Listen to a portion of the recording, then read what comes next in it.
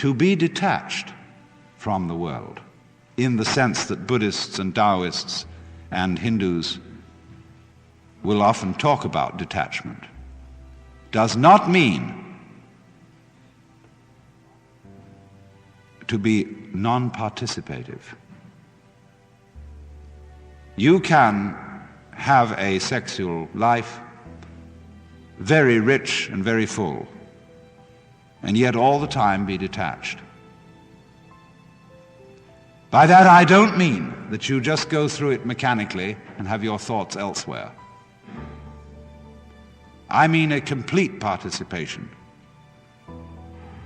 but still detached. And the difference of the two attitudes is this.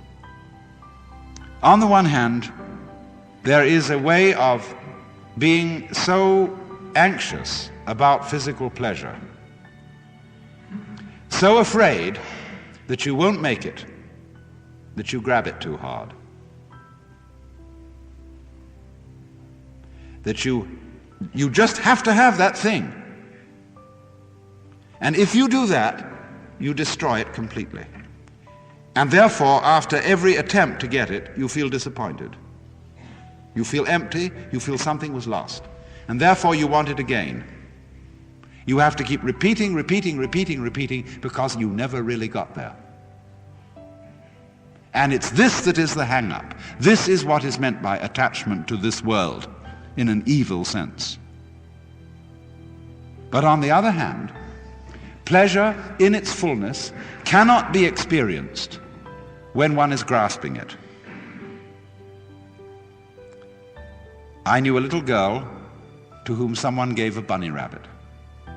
She was so delighted with the bunny rabbit and so afraid of losing it that taking it home in the car, she squeezed it to death with love.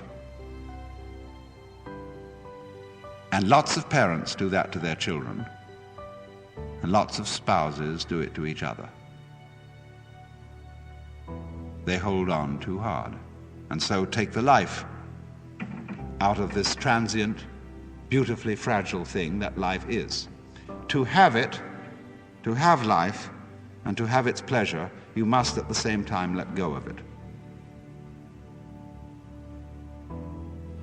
And then you can feel perfectly free to have that pleasure in the most gutsy, rollicking, earthy, lip-licking way. One's whole being taken over by a kind of undulative, convulsive ripple, which is like the very pulse of life itself. This can happen only if you let go.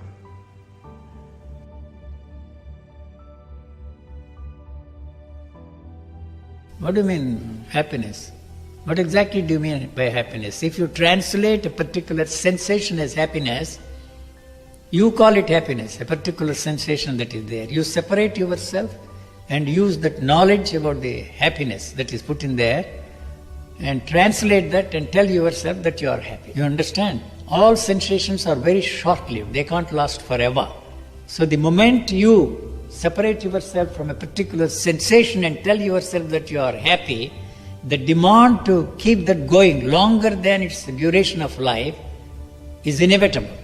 So what all you are doing to stretch that and keep that going on and on has turned that into the opposite unhappiness.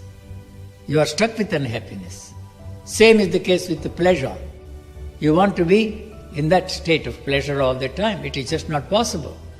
So you are turning pleasure into pain. We are not ready to accept it. And all those religious jokers tell us, we have some ways, we teach you the techniques of meditation, yoga, this, that and the other, and you will be in a permanent bliss. The demand for permanence in every area of our existence is the cause of human misery. There is no such thing as permanence at all. Well, I keep saying, de-emphasize anxiety, reassure people. You meet people who say, I'm really scared. I'm scared about my job. I'm scared about my relay. I'm scared. And says, don't worry. You don't know enough to worry.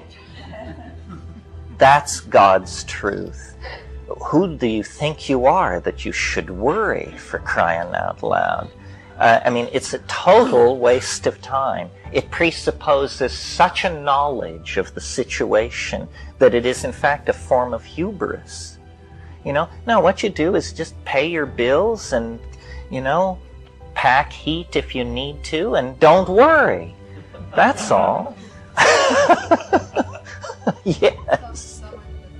Worry is praying to the devil. That's great. Worry is betting against yourself. Hui Po Yang, a great Chinese Taoist who wrote many, many commentaries on the I Ching, he was asked at the end of his life what was his conclusion of a life of studying the I Ching. And he said, worry is preposterous.